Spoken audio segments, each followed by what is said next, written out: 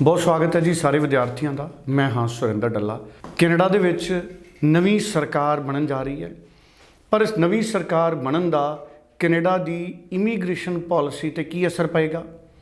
ਕਿੰਨੇ ਕੁ ਵਿਦਿਆਰਥੀ ਸਾਡੇ ਜਿਹੜੇ ਕੈਨੇਡਾ ਜਾਣ ਵਾਲੇ ਨੇ, ਪੜ੍ਹਨਾ ਜਾਣਾ ਚਾਹੁੰਦੇ ਨੇ, ਇੰਡੀਆ ਦੇ ਸਟੂਡੈਂਟਸ ਉਹ ਵਧਣਗੇ ਜਾਂ ਆਉਣ ਵਾਲੇ ਸਮੇਂ ਦੇ ਵਿੱਚ ਇੰਡੀਅਨ ਸਟੂਡੈਂਟਸ ਦੇ ਨੰਬਰਸ ਘੱਟ ਸਕਦੇ ਨੇ। ਦੋ ਹੀ ਤਰੀਕੇ ਨਾਲ ਅਸੀਂ ਕੈਨੇਡਾ ਦੀ ਇਮੀਗ੍ਰੇਸ਼ਨ ਪਾਲਿਸੀ ਨੂੰ ਇੰਡੀਆ ਨਾਲ ਜੋੜ ਕੇ ਦੇਖਦੇ ਹਾਂ, ਪੰਜਾਬ ਨਾਲ ਜੋੜ ਕੇ ਦੇਖਦੇ ਹਾਂ। ਔਰ ਇਹ ਬੜਾ ਅਹਿਮ ਵਿਸ਼ਾ, ਇਹਦੇ ਉੱਪਰ ਅੱਜ ਸਾਡੇ ਨਾਲ ਜਸਮੀਤ ਸਿੰਘ ਭਾਟੀਆ ਜੀ ਮੌਜੂਦ ਰਹਿਣਗੇ, ਜਿਹੜੇ ਕਿ ਲੈਂਡਮਾਰਕ ਇਮੀਗ੍ਰੇਸ਼ਨ ਦੇ ਚੀਫ ਨੇ। ਔਰ ਇਹਦੇ ਨਾਲ ਜਿਹੜੇ ਸਟੂਡੈਂਟਸ ਦੇ ਹੁਣ ਵੀਜ਼ਾਜ਼ ਅਪਲਾਈ ਨੇ, ਕਿਸੇ ਦਾ ਰਿਜ਼ਲਟ ਆਉਣਾ ਹੈ, ਕਿਸੇ ਦੀ ਫਾਈਲ ਅੰਡਰ ਪ੍ਰੋਸੈਸ ਹੈ, ਉਹਨਾਂ ਦਾ ਕੀ ਬਣੇਗਾ ਅਗਰ ਸਰਕਾਰ ਬਦਲ ਜਾਂਦੀ ਹੈ ਤਾਂ। ਇਹ ਸਾਰੇ ਸਵਾਲ ਲਵਾਂਗੇ। ਜਸਮੀਤ ਜੀ ਬਹੁਤ ਬਹੁਤ ਸਵਾਗਤ ਹੈ। ਸਤਿ ਸ਼੍ਰੀ ਅਕਾਲ। Jasmeet ji, Canadian immigration policy ਅਗਰ ਹੁਣ ਸਰਕਾਰ ਬਦਲ ਜਾਂਦੀ ਹੈ, ਨਵੀਂ ਸਰਕਾਰ ਬਣਦੀ ਹੈ, ਤੇ ਇਮੀਗ੍ਰੇਸ਼ਨ ਪਾਲਿਸੀ ਨੂੰ ਤੁਸੀਂ ਇੰਡੀਅਨ ਸਟੂਡੈਂਟਸ ਦੇ ਟ੍ਰੈਂਡ ਦੇ ਨਾਲ ਕਿਵੇਂ ਜੋੜ ਕੇ ਵੇਖੋਗੇ? ਫਾਇਦਾ ਹੋਏਗਾ ਜਾਂ ਨੁਕਸਾਨ ਹੋਏਗਾ?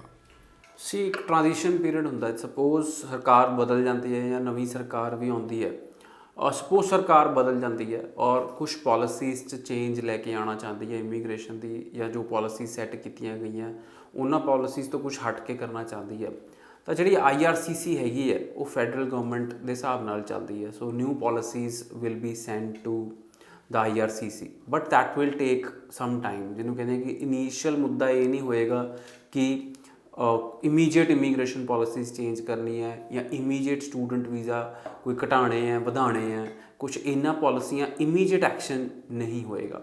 ਜਦ ਤੱਕ ਇਮੀਡੀਏਟ ਐਕਸ਼ਨ ਨਹੀਂ ਹੁੰਦਾ, ਸਰਕਾਰ ਚੇਂਜ ਹੋਣ ਤੋਂ ਬਾਅਦ ਜਾਂ ਸੇਮ ਸਰਕਾਰ ਹੋਣ ਤੋਂ ਬਾਅਦ ਵੀ, ਸੋ IRCC will continue working like the old system. ਜੋ ਪੁਰਾਣੀਆਂ ਨੀਤੀਆਂ ਬਣੀਆਂ ਹੋਈਆਂ ਸੀ ਤਦ ਤੱਕ ਉਹ ਨੀਤੀਆਂ ਦੇ ਉੱਤੇ ਹੀ ਕੰਮ ਕਰਦੀ ਜਾਏਗੀ।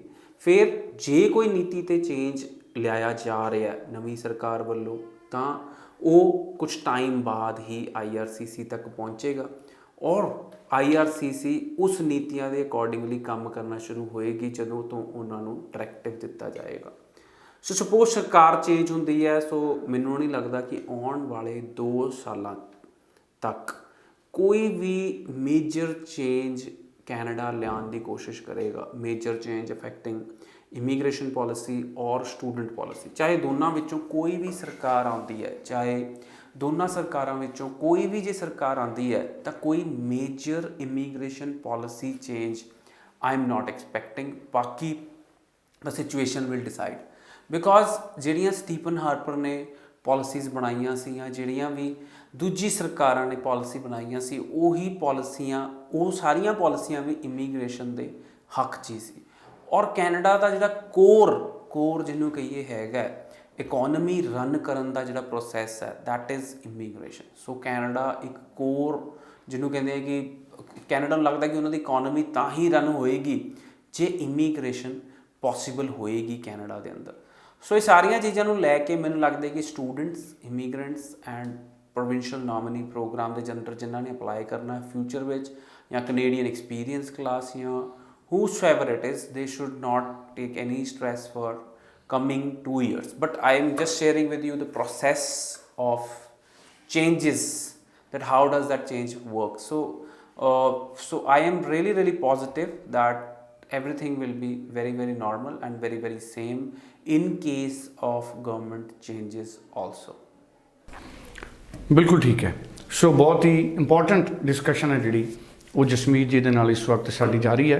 ਸੋ ਵੱਖ-ਵੱਖ ਪਹਿਲੂਆਂ ਦੇ ਉੱਤੇ ਜਸਮੀਤ ਜੀ ਨੇ ਗੱਲ ਕੀਤੀ ਹੈ। ਜਸਮੀਤ ਜੀ, ਮੈਂ ਇੱਕ ਸਵਾਲ ਇਹ ਲੈ ਲਾਂ, ਹੁਣ ਸਾਡੇ ਬਹੁਤ ਸਾਰੇ ਸਟੂਡੈਂਟਸ ਨੇ ਅਪਲਾਈ ਕੀਤਾ ਹੈ, ਉਹਨਾਂ ਦੀਆਂ ਫਾਈਲਸ ਅੰਡਰ ਪ੍ਰੋਸੈਸ ਨੇ ਜਾਂ ਜਿਨ੍ਹਾਂ ਦੇ ਰਿਜ਼ਲਟਸ ਆਉਣੇ ਨੇ, ਉਹਨਾਂ ਦੇ ਉੱਪਰ ਕੋਈ ਇਮੀਡੀਏਟ ਇਫੈਕਟ ਤਾਂ ਨਹੀਂ ਪੈਂਦਾ? ਸੋ ਜਿਵੇਂ ਮੈਂ ਤੁਹਾਨੂੰ ਪਹਿਲਾਂ ਕਿਹਾ ਕਿ ਜੇ ਕੋਈ ਪਾਲਿਸੀ ਚੇਂਜ ਆ ਜਾਂਦਾ ਹੈ ਔਰ ਇਮੀਡੀਏਟ ਪਾਲਿਸੀ ਚੇਂਜ ਨਹੀਂ ਲਿਆਇਆ ਜਾਏਗਾ, ਸੋ ਜਿਨ੍ਹਾਂ ਦੀਆਂ ਫਾਈਲ ਸਬਮਿਟ ਹੈ ਜਾਂ ਇਮੀਡੀਏਟਲੀ ਕੋਈ ਫਾਈਲ ਲੌਂਚ ਵੀ ਕਰ ਰਿਹਾ ਹੈ, ਸੋ ਨਵੀਂ ਪਾਲਿਸੀ ਅੰਡਰ ਹੱਲੇ ਘੱਟੋ ਘੱਟ ਨਹੀਂ ਤਾਂ 6 ਮਹੀਨੇ ਸਾਲ ਤੱਕ ਕੋਈ ਵੀ ਇਫੈਕਟ ਨਹੀਂ ਆਏਗਾ। ਸੋ ਜੇ ਇਫੈਕਟ ਵੀ ਤਾਂ ਆਏਗਾ ਜੇ ਕੋਈ ਪਾਲਿਸੀ ਚੇਂਜ ਹੋਏਗੀ, ਔਰ ਜੋ ਕੈਨੇਡਾ ਦਾ ਪਿਛਲੇ 20 ਸਾਲਾਂ ਤੋਂ ਟਰੈਂਡ ਰਿਹਾ ਉਹਦੇ 'ਚ ਇਨਕਰੀਜ਼ ਹੀ ਹੋਇਆ। ਇਮੀਗ੍ਰੇਸ਼ਨ ਜਿਹਨੂੰ ਹੈਗੀ ਹੈ, immigrants are increasing, students are increasing, there are new programs which are coming up. But ਹੁਣ ਕਿਹਾ ਜਾ ਰਿਹਾ ਕਿ ਇਮੀਗ੍ਰੇਸ਼ਨ ਇਸ ਇਲੈਕਸ਼ਨ ਤੋਂ ਬਾਅਦ Canadian experience class national occupation classification ਜਿਹੜੀ NOC ਕੋਡਸ ਵਿੱਚ ਵੀ ਚੇਂਜਸ ਲਿਆਉਣ ਦੀ ਗੱਲ ਕੀਤੀ ਜਾ ਰਹੀ ਹੈ। ਔਰ ਕੈਨੇਡੀਅਨ ਐਕਸਪੀਰੀਅੰਸ ਕਲਾਸ ਨੂੰ PR ਚੇਂਜਸ ਲਿਆਉਣ ਦੀ ਗੱਲ ਕੀਤੀ ਜਾ ਰਹੀ ਹੈ।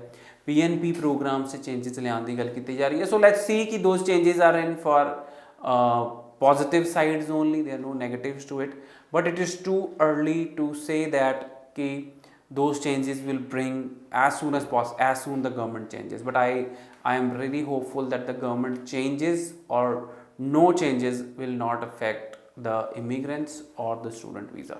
ਬਿਲਕੁਲ ਠੀਕ ਹੈ। ਸੋ ਹਜੇ ਤੱਕ ਕਿਸੇ ਤਰ੍ਹਾਂ ਦੇ ਜਿਹੜਾ ਪ੍ਰਭਾਵ ਪੈਣ ਦੀ ਜਿਹੜੀ ਸੰਭਾਵਨਾ ਉਹ ਬਹੁਤ ਘੱਟ ਹੈ। ਜਿਹੜੀਆਂ ਫਾਈਲਸ ਆਲਰੇਡੀ ਅੰਡਰ ਪ੍ਰੋਸੈਸ ਹੈ ਜਾਂ ਜਿਨ੍ਹਾਂ ਦੇ ਰਿਜ਼ਲਟਸ ਦਾ ਇੰਤਜ਼ਾਰ ਹੈ।